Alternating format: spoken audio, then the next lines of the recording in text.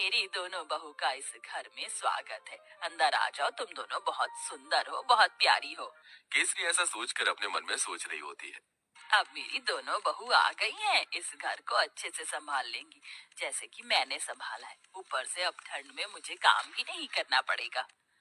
जैसा मैंने सोचा था उससे भी बहुत सुंदर है मेरा ससुराल। अपना ससुराल देखकर तो मुझे इतनी खुशी हो रही है कि बस क्या बताऊं। मेरी तो सारी ठंड भी भाग गई। यहाँ तो किसी चीज की कमी ही नहीं है। सच कहूँ तो बहुत सुंदर लग रहा है ससुराल। पहले तो मैंने बहुत गरीबी देखी है, लेकिन ससुराल में किसी चीज की कमी नहीं होगी क्योंकि सब बढ़िया है। दोनों बहू के चेहरे पर मुस्कान थी।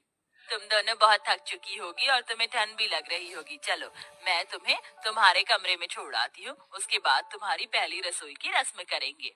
केसरी ऐसा कहकर अपनी दोनों बहू को उनके कमरे में लेकर जाती है, जहाँ दोनों बहू थोड़ी देर आराम करती हैं। कुछ ही देर में केसरी उनके पास आती है और उन्हें पहली रसोई की रस्म के लिए बुलाती है। तुम दोनों ने आराम तो कर ही लिया होगा, चलो पहली रसोई की रस्म भी कर लेते हैं। केसरी ऐसा कहने के बाद दोनों बहू को ठंड में रसोई में छोड़कर बाहर चली जाती है। थोड़ी ही देर में फिर से वो दोबारा आती है। मुझे माफ कर देना, मैं तो तुम्हें सामान निकाल कर देना ही भूल गई, अभी देती हूँ। केसरी रसोई में आकर एक कटोरी लेती है और उसमें 6 चम्मच चीनी डालती है, 2 गिलास दूध निकाल कर रख देती है और साथ में 2 कटोरी चावल निकाल के डोंगे में रख देती है। ये रहा सारा सामान। अब तुम अच्छी सी स्वादिष्ट खीर बनाकर सभी के लिए मीठे में लेकर आ जाना। केसरी इतना कहकर रसोई से बाहर चली जाती है और दोनों बहू एक दूसरे की तरफ देख रही होती है। लगता है माँ जी हमें कुछ ज्यादा ही भली समझ रही हैं। मुझे तो लगता है कि उन्हें ये लग रहा होगा कि हमें खाना बनाना ही नहीं आता। चलो कोई बात नहीं, हम अपने हिसाब से बना लेते हैं। ज्यादा बनाएंगे ताकि रात को खाने को मिल जाए। खाने के बाद कुछ मीठा अच्छा लगता है। इस तरह आराध्या और राधिका दूध चीनी चावल निकाल कर ज्यादा सी खीर बना लेती हैं, जिसके बाद वो खीर परोसकर घर में सभी को देती हैं। बहुत अच्छी खीर बनाई है।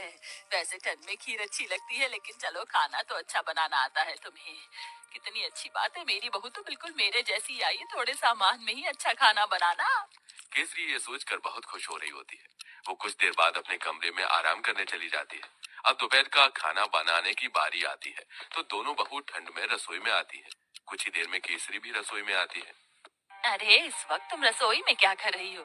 माँ जी, हमने सोचा कि समय पर ही दोपहर का खाना बना देते हैं। अरे दोपहर के खाने की क्या जरूरत है, सीधा शाम को खाना बनाना चाहिए ना।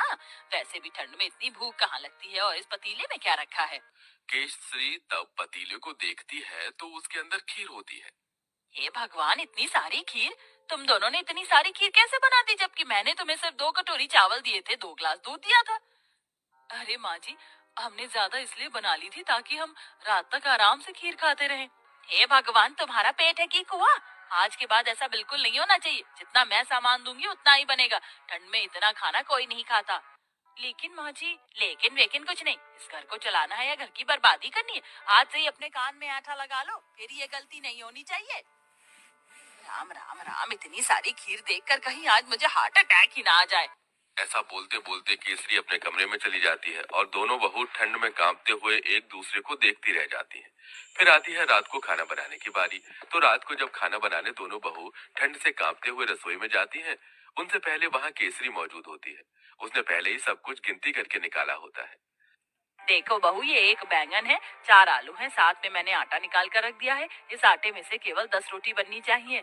2 मेरी, 4 तुम दोनों की और 4 दोनों मेरे बेटों की। ऐसा कहकर केसरी रसोई में चली जाती है। इस तरह दोनों ही बहू कंजूस सास से बहुत ज्यादा परेशान हो जाती हैं।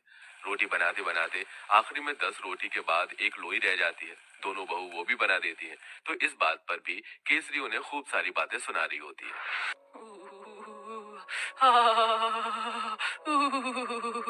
बहुत ठंड लग रही है। एक तो घर के सारे काम करो, ऊपर से खाना भी बनाओ, तो गिनती का। मेरा तो पेट भी नहीं भरता। पता नहीं कंजूस सास हमें कुछ खाने क्यों नहीं देती। सही बोल रही हो। ऊपर से रसोई में काम करते हुए ठंड लगती है। हमारी सास हमें एक हीटर भी नहीं ला कर दे सकती। वैसे मुझे बहुत जोरों से भूख लगी है। 2 रोटी में मेरा क्या होगा? एक आखिरी में 10 रोटी के बाद एक लोई रह जाती है। दोनों बहू वो भी बना देती हैं। तो इस बात पर भी केसरी उन्हें खूब सारी बातें सुना रही होती है।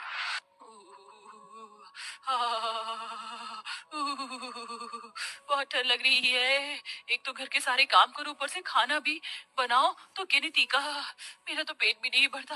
पता नहीं कंजूस सास हमें कुछ खाने क्यों नहीं देती।